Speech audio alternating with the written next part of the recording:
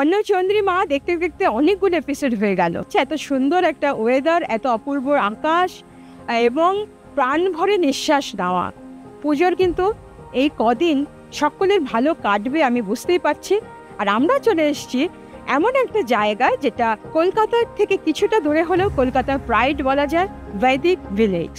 শরতের আকাশ দেখে বোঝাই যাচ্ছে পুজো চলে এসছে। যেখানেই যাচ্ছি পুজো পুজো গন্ধ, পুজোর সাজ পোশাক, পুজোর আড্ডা, পুজোর খাওয়া দাওয়া সব শুরু হয়ে গেছে। অনেক মানুষের আনাগোনা শুরু হয়ে গেছে।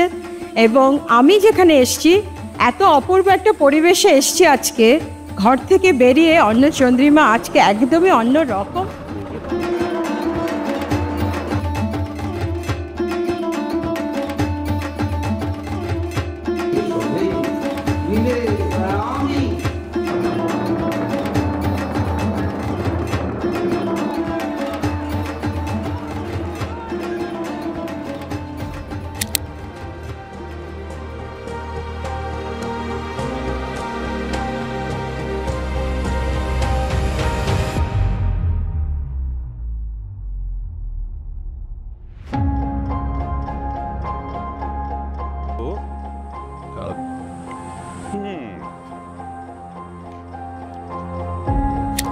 তো সামনে উমা আসছে, আমাদের এই এপিসোডও উমাকে নিয়ে এবং ডেডিকেটেড টু উমা। একদম